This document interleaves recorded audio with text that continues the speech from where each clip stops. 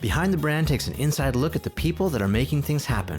From up-and-coming entrepreneurs to the big guys, we show you how they go about their business. Meet the innovators with the know-how and vision to succeed. Get behind the brand.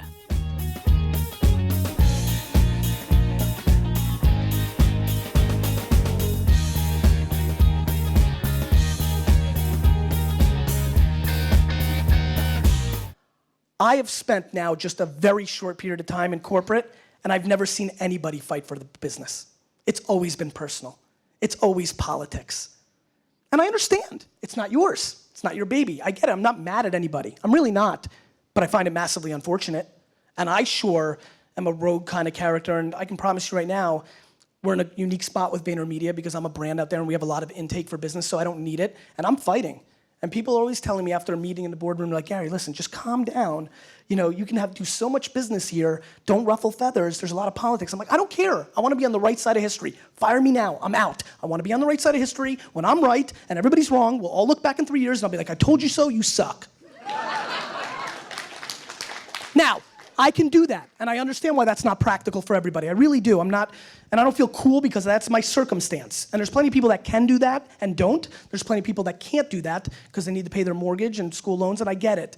But it's fascinating, and it's really interesting. Another thing I hate is when us in the trenches people say the big guys don't get it, right? We all hear that. You don't get it. We think we ran a couple blogs and we have a Facebook fan page and we can tell Chrysler what to do. They get it. They're playing a different game than you are. When you're trying to hit numbers every quarter and your stock price impacts your bonus, you're playing a different game.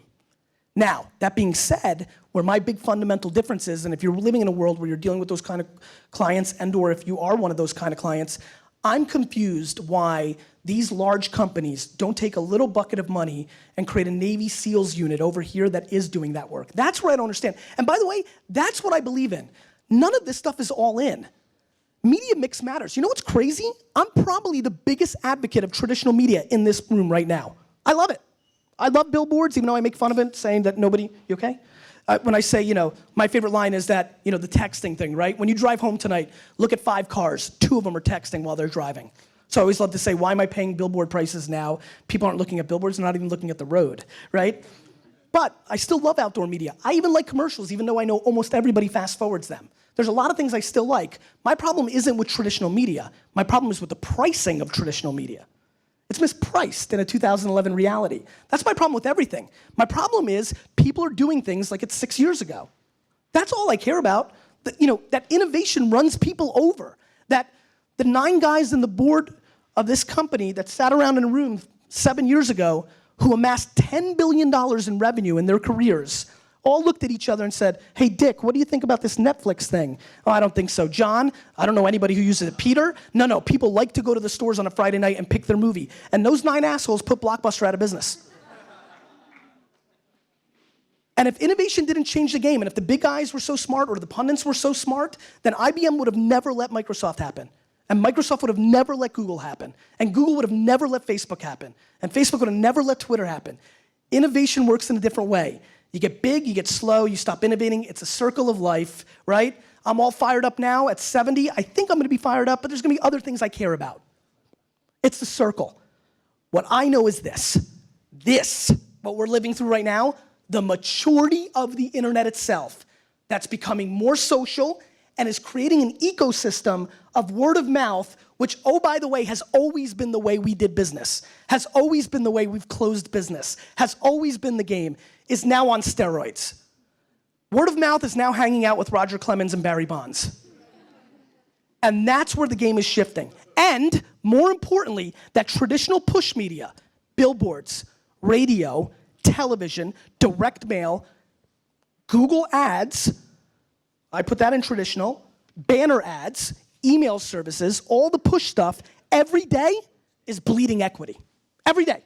Tomorrow, less than yesterday. Every day, that stuff is losing equity. That the consumer that is coming to be our customer shortly, that 25-year and under person, has been marketed to so heavily, has been thrown so much content at them that they are completely immune to push marketing. Completely. That they don't even know what's on the right side of a website because they never looked there because they grew up in a world where that's where you always had the bullshit. To to a world that doesn't understand that if you missed the Wonder Years on Tuesday night, you missed it. You remember that? When you had like a parent-teacher conference and you missed your favorite show, you're like, shit. You had to like wait till the summer and hope you caught it randomly. To a consumer that if something doesn't work, like their phone for 14 seconds, they go to the store and replace it. We are living through substantial, not minor. See, people are confused. I've talked to a lot of, guys that I never thought I could have dinner with, tycoons, titans of industry. And they're like, Gary, I'm really intrigued by what you're saying. I saw you on Morning Joe was a big one for me. Like, I'm stunned how many, that's a show that people watch. Take it from somebody who's been on a lot of television. Either that was just a really good spot for me, or just a lot more people watch Morning Joe than you'd ever think. And I got a lot of great dinners out of it. And one guy who was one of the true pioneers of cable television is like, this is what we did when cable television disrupted network. I'm like, no, it's not. See, you went from 13 channels to 60 or 35, actually 36 if you remember clearly what first happened. I'm like, that was a platform extension. This is a platform change. And that's a big difference. And more importantly, this change of platform has established new rules, fundamental new rules. This is more similar to when America started becoming America and we beat the crap out of every other country because we had capitalism as our DNA. That's what this is more like. And nothing for nothing, this opens up and makes the playing field amazingly. You start looking at some of the word translation software. This is a one world unit, right? Like I talk about in this book that everything is bringing back to small town rules, right? That you guys now have more context on your friends than you ever had before. You know way more. You know what I hate? When people say, oh, the kids, I'm so worried. Look at them. You've all heard this, right? You've either been there, said it, or heard somebody say, look at these kids. They're sitting right next to each other and they're texting each other. This is sick. This is why we are all ruined. It's not. Your children are more social than you ever could have been. There's some really fascinating data I'm looking at right now. You'll like this one, Carol.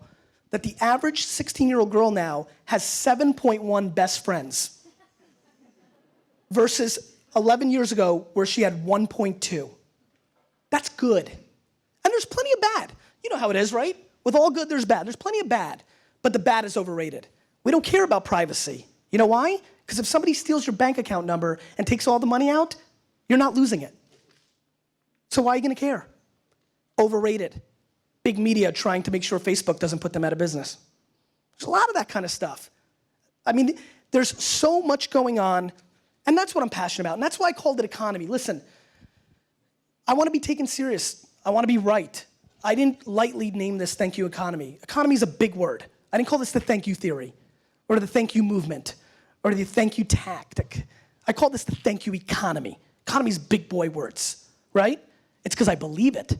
It's because I believe there's $1 trillion in play. It's because I know that your iPad is going to be your remote control and completely television is going to be ruined like Napster ruined music overnight. Because Sally, Arkansas doesn't know how to wire a boxy box. How many people here have an Apple TV right now, the way they have it? How many of you use it 7 days a week? Raise your hand. 3.5. I'll give you a half, Eva. I promise you, when Apple launches an actual television, when your iPad is your remote control, where there's a button on the iPad that says TV, you hit it, and you start playing a YouTube video or any other video content, and it starts playing on your phone, all of you will use it every day. So then what happens? Glee? 100,000 people watched Wine Library TV a day.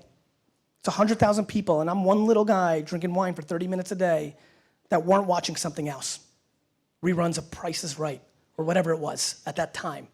And that matters. And that's one little scope when you look at the overall numbers. TV will be disrupted, $1 trillion in ad revenue in play. Who wants it? Mobile devices, gaming, the gamification of our society, that every person in this room, I believe in 5 years, I'll tell you something I believe in 5 years, that every person in this room will be incentivized by their state, will get a $1,000 tax credit if they check into 5 places that the state decides matters. You're gonna check into that amusement park you haven't been to in 19 years? You're gonna check into that picnic area or that new dam or that beautiful new museum that they built? You're damn right you will. Honey, let's go to the museum because if we check into this 4th place, we're gonna get $2,000 back from our taxes. And the state's gonna think it's worth it, and they're gonna be right. That we're gonna be all playing games in our lives. The gamification of our society is coming. Same reason you're obsessed with your Amex points and all that. It's coming. I mean, there's substantial stuff coming. Data is so powerful. You know why Nielsen's is going public? Because they know Facebook's got them. That's why. Time to cash out. There's a lot going on. A lot more than, you need to have a good landing page on your Facebook account so they click the like button and then you like it and then you can email them sometimes. Horseshit. Tactic. What to do on a Facebook fan page, what to do on Twitter, go Google it. You're a social media expert. That's 99% of what's going on right now. I want to know the real stuff. I want to know how I sell more wine. I want to know how I get more customers. I want to know how it converts. Is it better for me to spend $100,000 on Facebook ads and convert that? Or should I be doing radio? Or should I be doing something else? Or should I be hiring 2 human beings to humanize my business? We've started calling every single person that unsubscribes to Wine Library's email service to thank them for ever being on it. That's it.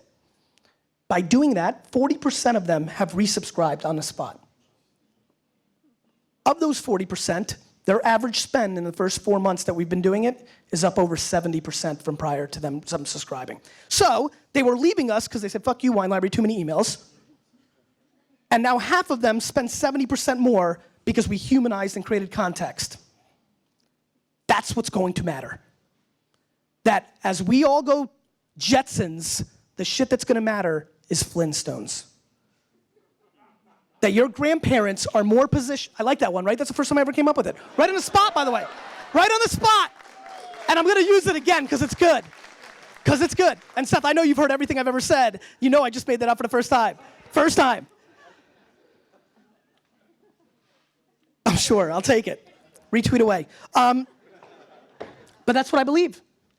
That it blows my mind that we're all getting gadgeted out and 2.0 and 2020 and that our grandparents know how to roll more, which is why I laugh when companies like, Gary, you'll be really proud of us. We just hired a head of social media for us.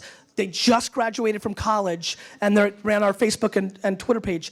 Like, they really know how to use Facebook. I'm like, bro, they don't know how to use Facebook. Do you know what this dude that you just hired to run your page has done with Facebook for the last 4 years? He's been looking at profiles to look at girls' bikini pictures. You think he really understands how to convert your business into business? So you've got this amazing thing that I look at every day. Big companies don't think this stuff scales. They don't like my one-to-one marketing talk. Like, it doesn't scale, Gary. Great, you made that customer happy. How do we make them all happy? And I tell them, stop spending money on dumb shit, hire human beings and scale it. Little companies, a lot of you thinking right now, how the hell do I engage for 10 hours a day? When do I do my real job? Well, what you're doing is, I promise you, if you look back, if everybody goes home tonight, when you brush your teeth before you go to sleep, you say to yourself, and you audit what you do day to day. What do you do day to day? Because I promise you, engaging with the end user, with the person that puts money in your pocket, or the potential customer that puts money in your pocket, when did that not become our real job? That a lot of you are doing silly stuff that you could hire somebody for 12 bucks an hour. That a lot of you want to outsource your social, and you should be outsourcing the dumb shit you're doing and learning the social.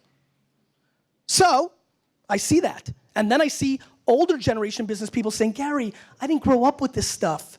You know, I don't know how to use it, but I know that you didn't grow up driving and you figured it out. And then you see young kids thinking they know so much and they haven't done business one day of their lives.